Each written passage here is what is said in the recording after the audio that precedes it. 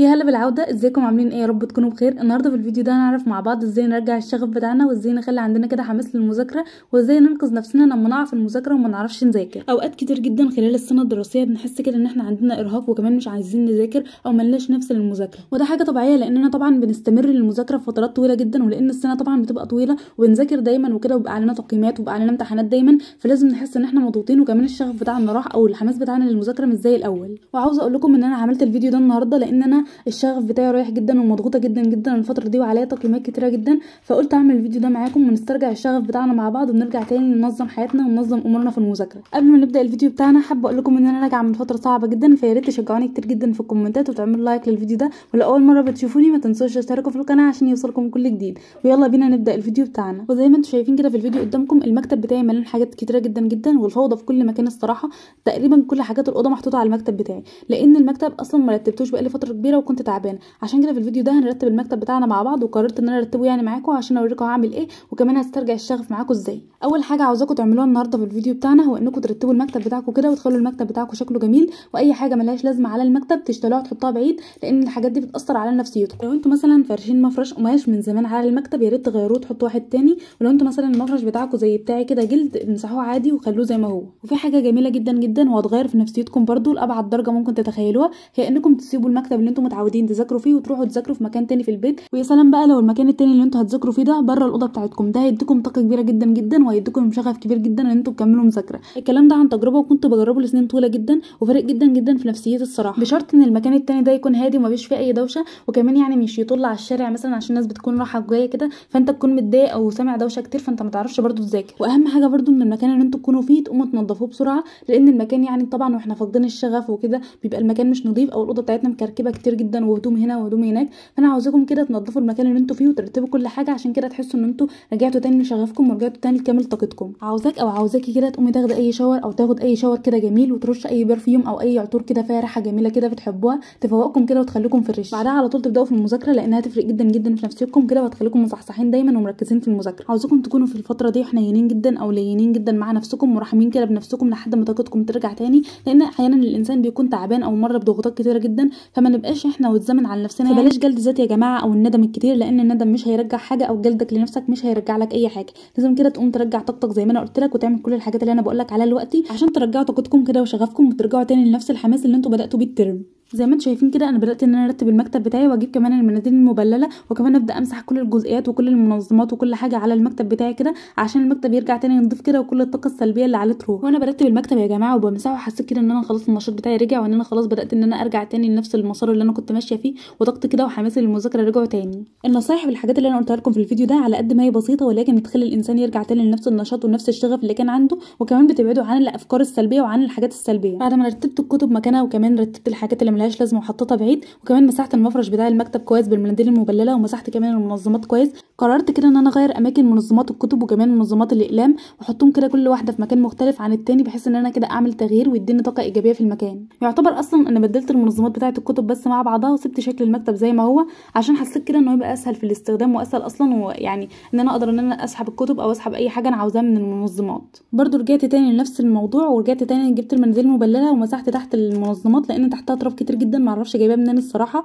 بس انا عاوزه اقول لكم ان شكل المكتب بقى شكله جميل جدا بعد ما انا غيرت كل حاجه فيه، وان انا رتبت كل حاجه خاصه في التصوير، يعني شكله طلع جميل جدا زي ما انتم شايفين كده، والله يعني شكله جميل جدا. انا كنت عاوزه اسيبه كده، انا مش عارفه ليه شكل المكتب في التصوير احلى من شكله في الواقع، انا متهيألي كده الصراحه. وزي ما انتم شايفين كده انا رتبت المكتب. المهم بقى لو انتم بتذاكروا او انتم مضطرين ان انتم تذاكروا الفتره دي، يا ريت ان انتم تذاكروا المواد السهله الاول، او تبداوا الاول بالحاجات السهله وما تصعبوش الامور على نفسكم. حاولوا ان انتم تذاكروا اجزاء يعني مش كبيره قوي، وانها اجزاء صغيره، ما تذاكروش كتير جدا او ما تقلوش على نفسكم في المذاكره. قسموا الحاجات اللي عندكم على الوقت، بحيث ان انتوا تذاكروا اجزاء صغيره مش كبيره جدا انها تقفلكم من المذاكره. وحاولوا كمان ان انتوا تغيروا في طرق المذاكره بتاعتكم وتجربوا طرق جديده، عشان كده تفتح نفسكم على المذاكره وتحسوا كده بتغيير في المذاكره بتاعتكم. حاولوا ان انتوا تشوفوا ناس مثلا بتذاكر او ناس بتعمل نصايح مذاكره، وان انتوا تعرفوا مذاكره وطرق مذاكره كل ماده، عشان ده بيفيدكم جدا وبيعلمكم ازاي تذاكروا بطرق مختلفه، وده هيفيدكم جدا في المذاكره وانه يرجع يعني شغفكم. وعلى القناه عدد كبير جدا من الفيديوهات ونصايح المذاكره اللي هي بتلم لكم كل حاجه وبتعلمكم ازاي تذاكروا كل ماده، وكمان جداول المذاكره، وكمان جداول اللم المتراكم لكل السنين. لو انتوا حابين تشوفوا الفيديوهات دي هتدخلوا على القناه هتلاقوا قوائم تشغيل يا جماعه،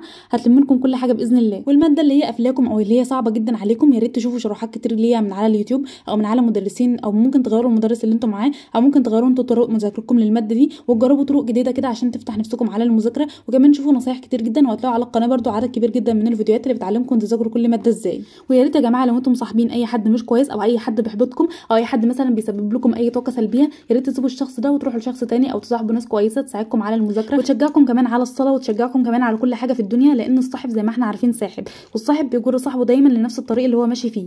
نيجي بقى لاهم جزء في الفيديو بتاعنا النهارده، واهم جزء واهم حاجه هتنجزنا او هتنقذنا في الحاجات اللي احنا واقعين فيها او في الفترات اللي احنا شغفنا منقطع فيها او شغفنا اصلا مش موجود، وهي الجدول الاسبوعي بتاعنا. وده حاجه مهمه جدا جدا لانها بتخلينا كده عارفين كل حاجه علينا في الاسبوع اللي جاي، وكل حاجه هنعملها بتبقى موجوده في الجدول ده وبنرجع لها دايما لما بنبقى حاسين ان احنا تايهين.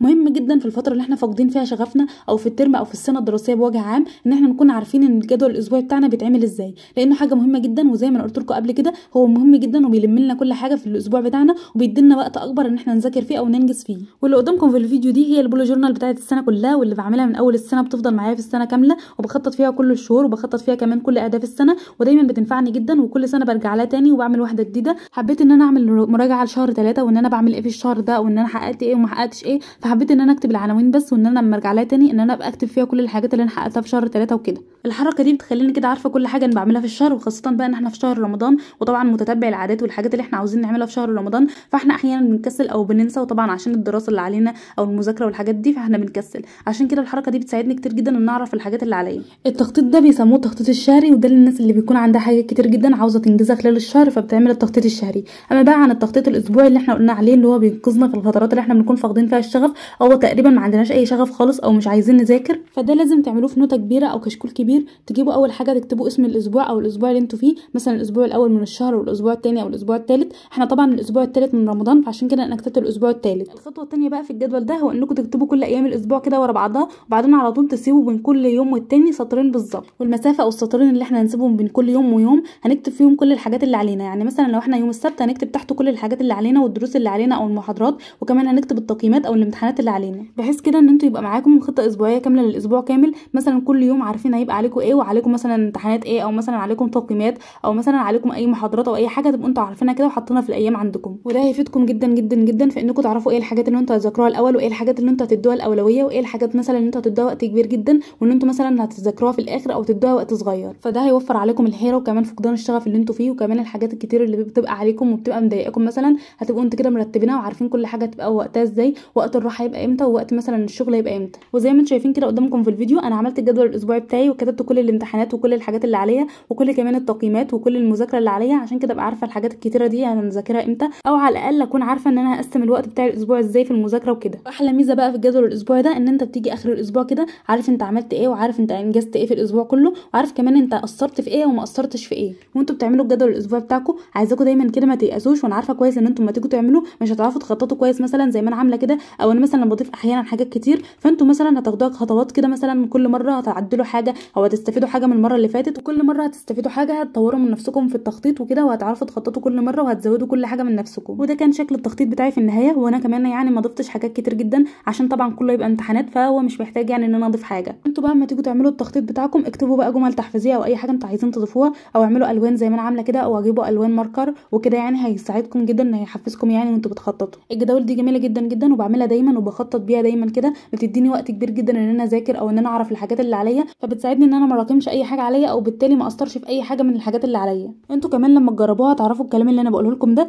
وهتستفيدوا جدا، وكمان هتعرفوا تلموا كل حاجه عليكم، مش هتضيعوا تاني او تراكموا اي حاجه عليكم، وتحسوا كده ان انتوا لمين كل المواد وكل حاجه في المواد كده عارفينها، وكل حاجه عاطين لها وقت محدد في كل اسبوع، وكل ماده من المواد واخده حقها واكتر. فجربوا الجدول ده والطريقه دي في التخطيط، واول كده ما تحسوا نفسكم ما عندكوش شغف دايما ابداوا على طول اعملوا الجدول ده وابداوا لموا كل حاجه عليكم ورتبوا المكتب بتاعكم او غيروا المكان اللي انتوا بتذاكروا فيه. هتحسوا بنشاط كبير جدا وان طاقتكم رجعت تاني وشغفكم للمذاكره رجع، وكمان متحمسين جدا ان انتوا تذاكروا وتبداوا من جديد. ولسه بدري لو انتم مراكمين حاجات كتير جدا عليكم وكمان مش عارفين تعملوا حاجات كتير جدا في حياتكم، او مراكمين حاجات كتير جدا وكمان شغفكم ضايع، فانتوا تقدروا ترجعوا كل حاجه بهدوء كده وكل حاجه هترجع زي الاول. بس المهم ان انتوا اول ما تشوفوا الفيديو ده تطبقوا الحاجات اللي انا قلتها لكم وتبداوا على طول تذاكروا او ترجعوا شغفكم من تاني بالطرق اللي انا قلتها لكم، وتنظموا كل حاجه كده. والمهم ما تجلدوش نفسكم او تلوموا نفسكم على اللي فات، ركزوا بس في اللي جاي. وبس كده، ده كان الفيديو بتاعنا النهارده. اتمنى ان انتم تكونوا استفدتم وتكونوا كمان عرفتم الطرق اللي هترجعوا بيها شغفكم وتتحمسوا كده للمذاكره وتذاكروا كويس. في ناس كتير جدا بتقول انها مش عارفه تذاكر في رمضان، فانا هسيب لكم لينكات الفيديوهات اللي انا كنت عملتها رمضان والروتينات بتاعه المذاكره،